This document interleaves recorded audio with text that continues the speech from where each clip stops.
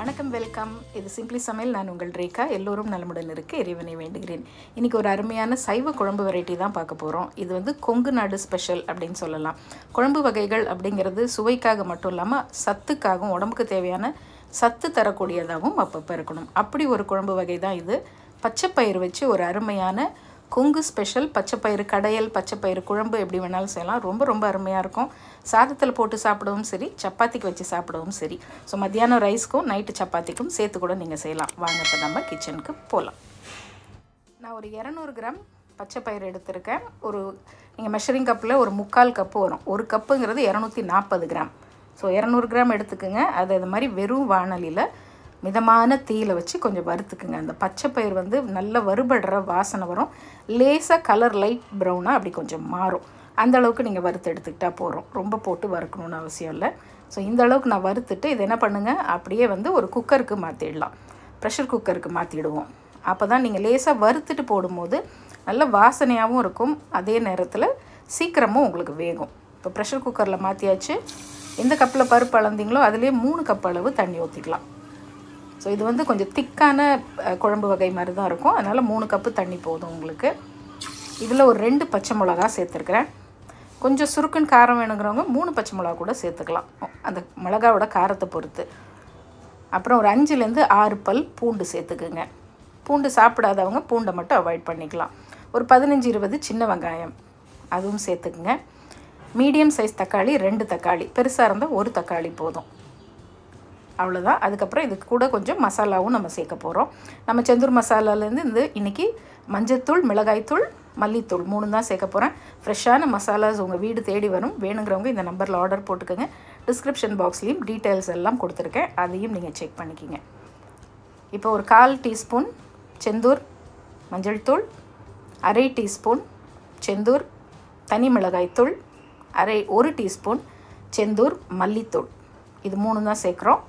நல்லா கலந்து விட்டுடுங்க. ஆக்சுவலி நான் இன்னும் உப்பு போடலை, ஏன்னா பயிர் கொஞ்சம் வேகட்டும். அதுக்கப்புறம் நம்ம கடையும் போதோ இல்லை மறுபடியும் ஒரு தாளிப்பு போடுவோம். அந்த சமயத்தில் நம்ம தேவையான அளவு உப்பு சேர்த்துக்கலாம். இப்போ அந்த ப்ரெஷர் குக்கர் மூடிடுங்க. 4லேருந்து 5 விசில் விடுங்க. அப்போ உங்களுக்கு கரெக்டாக நல்லா வெந்து வரும். உங்கள் ப்ரெஷர் குக்கருக்கு எப்படியோ அப்படி. இப்போ இது வேகட்டும். அதுக்குள்ளே நம்ம என்ன பண்ணலாம், அதே வாணலியில் 2 டீஸ்பூன் வர கொத்தமல்லி, 1 டீஸ்பூன் சீரகம், ஒரே ஒரு காஞ்ச மிளகாய், கொஞ்சம் கருவேப்பிலை, இதை லேசாக வருங்க. அப்படி கமகமான ஒரு வாசனை வரும் பாருங்க. அந்த அளவுக்கு வறுத்துட்டு இதை வந்து ஒரு இடிக்கல்லில் வச்சு இப்படி 1-2 இடித்து வச்சுக்கோங்க. அப்படி இல்லைன்னா மிக்சியில் பல்ஸில் போடணும். அப்படியே 1-2 தான் உடையணும். ஃப்ளேக்ஸ் மாதிரி வரணும். நீங்கள் போட்டு ரொம்ப பவுடராக்க வேண்டாம். அந்த மாதிரி இதை நான் வந்து இடிக்கல்லில் தட்டி தனியாக எடுத்து வச்சுக்கலாம்.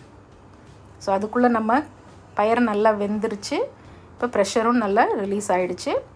இப்போ இதை ஓப்பன் பண்ணி பாருங்கள். ஒன்று எடுத்து இப்படி நசுக்கி பாருங்கள், நல்லா வெந்திருக்கான்னு. அப்படி இல்லைன்னா மறுபடியும் மூடிட்டு இன்னொரு 2 விசில் கூட விடலாம். இப்போ எக்ஸஸாக தண்ணி கொஞ்சம் அதிகமாக இருக்க மாதிரி இருந்தால் அந்த தண்ணி மட்டும் கொஞ்சமாக தனியாக இருத்து எடுத்துட்டு ஒரு மத்து வச்சு நல்லா இந்த மாதிரி கடைஞ்சி விட்டுடுங்க. ஸோ நல்ல பயிர் வெந்திருந்ததுன்னா ஒரு 2-3 தடவை பண்ணிட்டிங்கன்னா, அதுக்குன்னு ரொம்ப போட்டு ரொம்பவும் கடையக்கூடாது. அப்படியே 1-2 இருக்கணும். அந்த அளவுக்கு நம்ம கடைஞ்சிக்கலாம். பட் அந்த மாதிரி தான் கடைஞ்சி வச்சுருக்கேன்.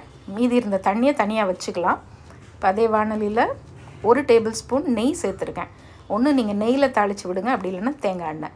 நெய்யில் தாளித்தா கூட ரொம்ப வாசனையாக இருக்கும். நான் இன்றைக்கி நெய் தான் போட்டிருக்கேன். இதில் வந்து என்ன பண்ணலாம், மறுபடியும் ஒரு 15 சின்ன வெங்காயம், ஒரே ஒரு காஞ்ச மிளகாய் கிள்ளி வச்சுருக்கேன், கொஞ்சம் கருவேப்பிலை எடுத்து வச்சுருக்கேன். இந்த நெய்யில் போட்டு ஃபஸ்ட்டு இதை லேசாக வதக்கி விடுங்க. சின்ன வெங்காயம் தான் நல்லாயிருக்கும். ஏன்னா சின்ன வெங்காயம் வந்து இப்போ கொஞ்சம் விலையும் அவ்வளோ கொஞ்சம் கம்மியாக இருக்குதுன்னு நினைக்கிறேன். அதனால் சின்ன வெங்காயம் போடுங்க. சின்ன வெங்காயமே எனக்கு இங்கே கிடைக்காதுங்கிறவங்க வேறு ஆப்ஷன் இல்லைன்னா பெரிய வெங்காயம் போட்டுக்கலாம். பட் சின்ன வெங்காயம் தாங்க அல்டிமேட் டேஸ்ட்டு. இப்போ நான் இந்த மாதிரி மிக்சியில் பல்ஸ் பண்ணி விட்டுருக்கேன். அதை அதில் சேர்த்துடலாம். அதையும் சேர்த்து இந்த வெங்காயத்தோட ஒரு ஜஸ்ட் அப்படியே நெய்யில் அப்படி நீங்கள் வறுக்கும் போதே அப்படியே கமகமன்னு வாசனையாக இருக்கும். வதக்கி விட்டுட்டு இப்போ கடைஞ்ச பருப்பு என்ன பண்ணலாம், அப்படியே எடுத்து இதில் ஊற்றிடுங்க. ஊற்றிட்டு மிதமான தீயில் இப்போ தேவையான அளவு உப்பு, நான் ஒரு 1/2 டீஸ்பூன் உப்பு சேர்த்துருக்கேன். இது எல்லாத்தையும் நல்லா கலந்து விட்டுட்டு ஒரு 2 நிமிஷம் 2 இல்லை 3 நிமிஷம் அப்படியே கொதிக்கட்டும். இப்போ கொஞ்சம் நல்லாவே திக்காக இருக்குது. அதனால் நம்ம எடுத்து வச்ச தண்ணி கூட சேர்த்துடலாம். கொஞ்சம் தான் இருந்தது தண்ணி எக்ஸ்ட்ராவாக. இப்போ தண்ணி இருந்துச்சுன்னா உங்களுக்கு கடையிறதுக்கு அவ்வளோ வராது. அதனால தான் அந்த தண்ணியை மட்டும் தனியாக எடுத்துட்டு நல்லா கடைஞ்சி விட்டுட்டு அதுக்கப்புறமா நீங்கள் அந்த தண்ணியை மறுபடியும் ஆட் பண்ணிக்கலாம். பாருங்கள், இந்த தண்ணியை மறுபடியும் இப்போ நான் ஆட் பண்ணிட்டேன். உப்பும் சேர்த்தாச்சு. 2லேருந்து 3 நிமிஷம் கொதி விடுங்க. நல்லா தாராளமாக ஒரு கைப்பிடி அளவு பொடியாக நறுக்குன்னா கொத்தமல்லி எடுத்து வச்சுக்கோங்க. அந்த கொத்தமல்லி அப்படி தூவி, நம்ம இடித்து போட்டால் வர கொத்தமல்லியோட வாசனை, அதே மாதிரி இந்த பச்சை கொத்தமல்லியோட வாசனை, இது ரெண்டும் சேர்ந்து இந்த குழம்பு அவ்வளோ சுவையாக இருக்கும். கொங்கு நாடு ஸ்டைல் பச்சை பயிறு கடையல்னு சொல்லுவாங்க, குழம்புன்னும் சொல்லிக்கலாம். நீங்கள் செஞ்சு நல்லா சூடாக சாதத்தில் அப்படி போட்டு பிசைஞ்சு சாப்பிட்டு பாருங்கள். அவ்வளோ சத்து நிறைஞ்சதாக இருக்கும். உடம்புக்கும் ரொம்ப நல்லது. பச்சை பயிறு அடிக்கடி நம்ம சேர்த்துக்கிறது ரொம்ப ரொம்ப நல்லது.